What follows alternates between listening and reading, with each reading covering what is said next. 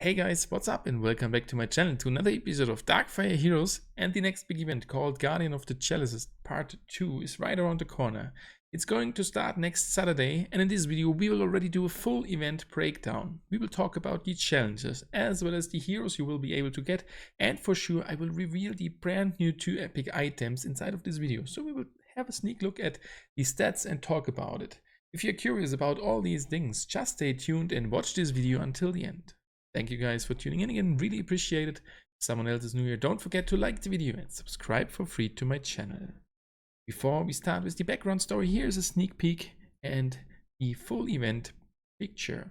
And in the next minutes, we will talk about every single thing about it and have a breakdown of it. So let's get ahead and start with the background story. The old knight looked at his fellow seeker standing next to him.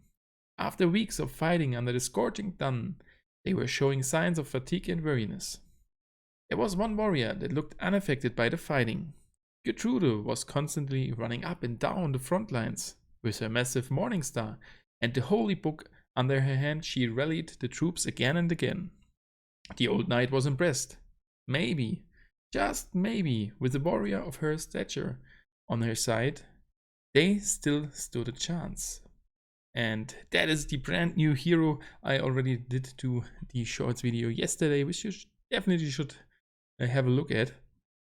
And we will be able to unlock her at the next weekend. There will be in total 6 challenges and 3 per day where we want to start with. The first one is the level challenge on Saturday called Alternative Healing. Enter the fight without putting a healer in your loadout and 4 spells at your disposal. So we are not allowed to use a healer. That can be hard at the level challenge, but it can work without a healer. We saw that in the past, and I like that we are only using 4 spells, so there is not that much spell cycling. I quite like that. The next one is the boss battle. The Death Keeper, and though wounded in the first assault, is still standing. This time you must face her without water heroes and only 3 spells, so pick wisely. No water heroes. Okay, so we may use the same team than last time. We will not use Leas for sure. And that sounds pretty good, as the main focus is on damage output in this mode, and we are using Klexander, Takmir, and 3 damage dealers, which can be from the other element. Beside that, there are only 3 spells. I'm not sure, that might be the first time we are only allowed to use 3 spells at the boss battle. And that can be interesting. It's depending on the spawns of the opponent if I will use Mykonid or I will go for heal and shield. You'll have a look at it on Saturday. The next one is the Castle Brawl. Tomb Brawl. Inside the ancient tomb, you must defeat the opposition with only 4 heroes and you cannot bring common heroes.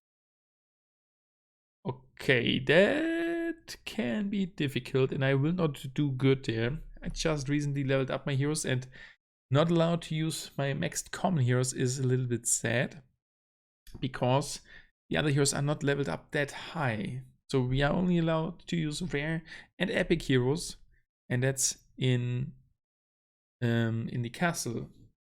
We need to look, but we will have a look which heroes we are using. The Sunday starts with a wave attack, Tomb of Terror. Defend yourself against the terrors coming from the depths beneath the sand. No hint, so we may be allowed to use all the heroes. Next one is the Race Brawl.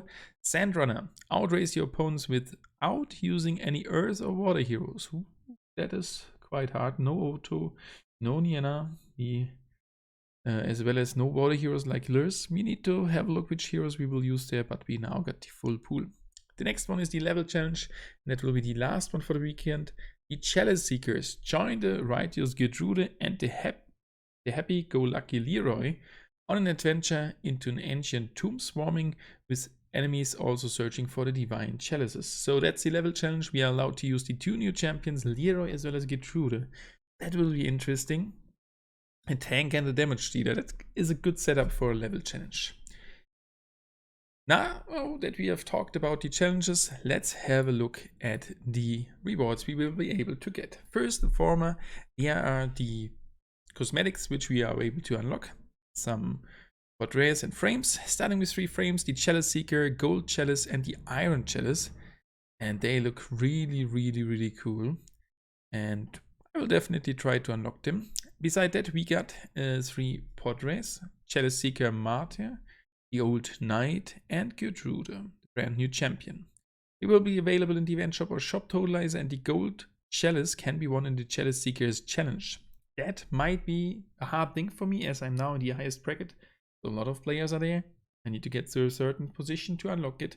I will let you know if I can do that at the weekend. Overall, some really nice new cosmetics. As next, let's have a look. We can unlock Linx and Ansh. Linx, the rare air damage dealer, half Fey warrior with magically enhanced plates.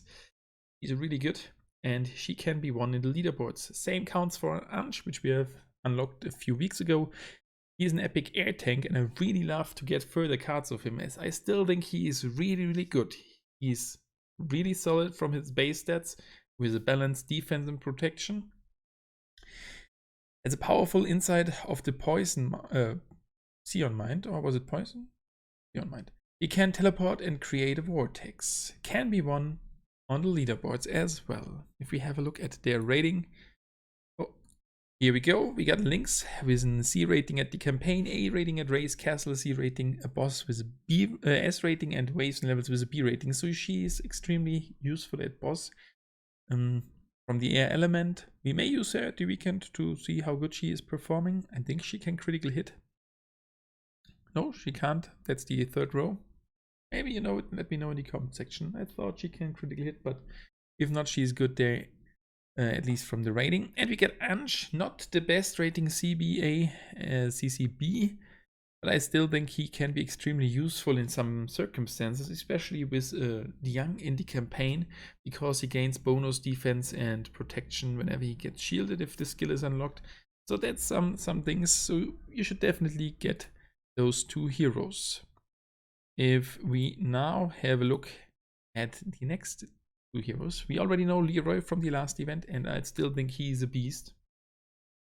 And there will be offer for him. I will purchase it. I'm not sure, but he's really good. Furthermore, there is Gyrtrude. Definitely check out the video from yesterday. Epic fire tank, a devout warrior on a divining quest to restore order in the world.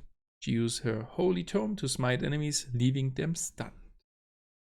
Leroy is a rare air damage dealer, is a master bowman able to perform the most impossible shots. Some say it's luck. Leroy claims it is skill. And he can critical hit with his hero power, which is really nice. We saw that at the last weekend when I have unlocked him, and I'm using him in the castle mode, even he's only level 9. He's really good. Coming to the wooden chalice, as well as the iron chalice and the golden chalice. That's the epic gears that we already saw last time. I'm a little bit, it is good partly, not that good overall. I'm not sure, but we will have a look at it again at the weekend. We will be able to purchase the whole set. Each item 3,750 gems. So if you have a lot over, that might be a good set, as the set bonus is really good. It's like a force item. Yeah, we will check it out at the weekend again. And now coming to the new epic items, as well as a new spell, Vampiric Blast.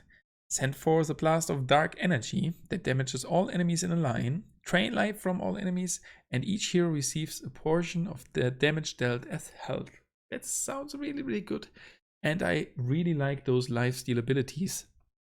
So this one can be really good to go for a more damage focused team without a healer, maybe to heal up your full team. I'm not sure how it will work, how good it will be, if it will be OP. We will have a look at it. I will definitely try to unlock it. It will be available in the event shop as well as shop totalizer. And we may try it on Sunday at the challenge, as then the dealt damage will be only applied, or the amount of heal needs only to be applied to 2 heroes, not to 5. Beside that, we got Gauntlet of Champions and the Tablet of Knowledge, which will make it into the game at this weekend. And I already can show you the stats. Starting with the first one, we have the Gauntlet of Champions. It gives you a damage of 10%, the health of +7%, and the critical damage of 125. The really interesting thing is, it got the elemental boost of the earth elements. So you can boost it by one further level if you apply it to a hero from the earth element. That would be in total 60% more damage, a health pool of for sure 6 times 7, 42 more, and a total of 750 critical damage added on top. Which hero can we apply it on? Uto can be good, quite a good amount of health and a good amount to the damage. Maybe to Niena, as she profits from raw damage add on top the most. We will see it when we unlock it. And we got the Tablet of Knowledge with a protection add-on of 64, a defense add of 36, and a health pool add of 5%. That sounds not that good, but I still think that is a good item, especially for low-level champions, because it is adding protection as well as defense with a flat value. We already saw that for the magical slot, the flat add from defense is not that common to get. So these on max level, it's 180, can help us a lot. We will be able to unlock both, one in the shop and the other one, I think at least in the shop totalizer. I don't know which one will be able to in the shop totalizer, but we will see it at the weekend. So that's it about today's video. What are your thoughts now? Which thing do you like the most? Please let me know in the comment section. And now let's have a final look again on the event picture. What is my favorite thing about the weekend? I think it is to see Gyrtrude, how she is doing in real life then, in the game. Not only in the pre-shown video, and that we can get some further epic cards of Ansh, and for sure the new Vampiric Blasts. So what are your favorite things? Please let me know in the comment section. Thank you guys that you have tuned in, and we will see us in the next video about Darkfire Heroes.